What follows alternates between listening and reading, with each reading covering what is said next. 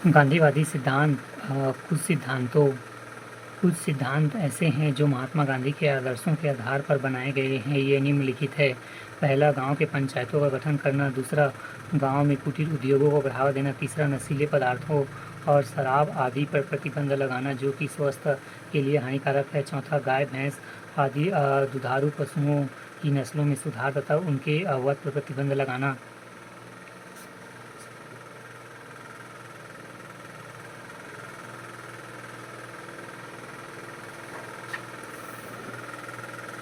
चौथा, गाय भैंस आदि दुधारू पशुओं की नस्लों में सुधार एवं उनके वध पर प्रतिबंध। विश्व शांति एवं सुरक्षा संबंधी सिद्धांत सब तो पढ़े वाले लागते हैं।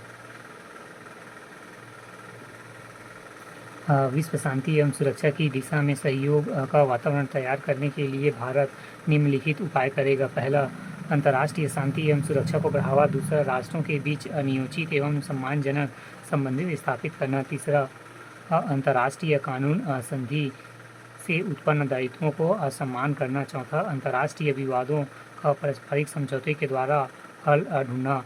विधि नीति निर्देशक सिद्धांत। इस वर्ग के सिद्धांत राज्य को निर्देश देते हैं कि पहला, सभी भारतीयों के लिए समान आचार संहिता बनाई जाए। दूसरा, ऐतिहासिक इमारतों का संरक्षण किया जाए। तीसरा, पर्यावरण प्रदूषण रोकना एवं अन्य जीव संरक्षण। चौथा, निःशुल्क कानूनी सहायता की व्यवस्था की जाए। राज्य नीति के निर्देशक तत्व संबंधित अनुच्छेद। भाग 4, राज्य नीति के निर्देशक तत्व। 36 परिभाषा। 37 इस भाग में अंतर विशिष्ट तत्वों का लागू होना। 38 राज्य लोक कल्याण के अभिवृद्धि के लिए सामाजिक व्यवस्था बनाएं। 39 राज्य द्वारा अनुसरणीय कुछ नीति तत्व। 39 का समान न्याय और निःशुल्क विधिक सहायता। 40 ग्राम पंचायतों का गठन। 41 कुछ दशाओं में काम, शिक्षा और लोक सहायता पाने का अधिकार। 42 काम की न्याय संगत और मनोचित दशाओं का तथा प्रसूति सहायता का उपबंध। 43 कर्मकारों के लिए निर्वाह मजदूरी आदि। 43 का उद्योगों के प्रबंधन के कर्मकारों का भाग लेना। 44 नागरिकों के लिए एक समान सिविल संहिता। 45 राज्य 6 वर्ष से कम आयु के सभी बालकों के लिए पूर्व बाल अवस्था की देखरेख और शिक्षा का उपबंध करेगा। 46 अनुसूचित जाति अनुसूचित जनजाति तथा अन्य दुर्लभ वर्गों की शिक्षा और अर्थ संबंधित हितों की अभिवृद्धि। 47 पोषाहार स्तर पर जीवन स्तर को ऊंचा करने तथा लोक स्वास्थ्य को सुधार करने का राज्य का कर्तव्य। 48 कृषि और पशुपालन का संगठन। 48 का पर्यावरण का संरक्षण और संवर्धन। वन अन्य जीवों की रक्षा। 49 राष्ट्रीय महत्व के स्मारकों, स्थानों और वस्तुओं का संरक्षण। 50 कार्यपालिका से न्यायपालिका का पृथक्करण। 51 अंतर्राष्ट्रीय शांति और सुरक्षा की अभिवृद्धि।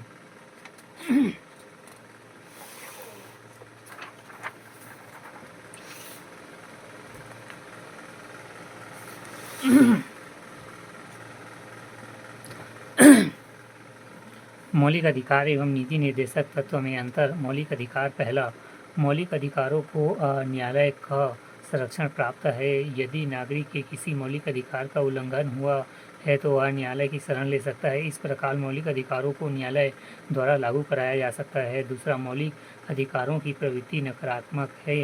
ये राज्य के अधिकारों पर प्रतिबंध लगाते हैं। अनुच्छेद 13 में कहा है कि राज्य ऐसा कोई कानून नहीं बनाएगा जो मौलिक अधिकारों द्वारा दिए गए अधिकारों को छीनता है। तीसरा, मौलिक अधिकारों का विषय व्यक्ति है, अर्थात मौलिक अधिकार व्यक्तियों को प्राप्त है। इन्हें प्राप्त करने के लिए न्यायपालिका में भी अपील की जा सकती है। चौथा, मौलिक अधिकारों का क्षेत्र और राज्य में निवास करने वाले नागरिकों तक ही सीमित है। पांचवा, मौलिक अधिकारों को असीमित अथवा स्थगित किया जा सकता है। छठवां मौलिक अधिकार नागरिकों के व्यक्तिगत अधिकारों का विकास करने अधिकार है। सातवां मौलिक अधिकार मुख्यतः विभिन्न स्वतंत्रताओं पर बल देते हैं। 8 मौलिक अधिकारों की सरकार द्वारा अवहेलना की जा सकती है। 9वां मौलिक अधिकारों का कानूनी महत्व।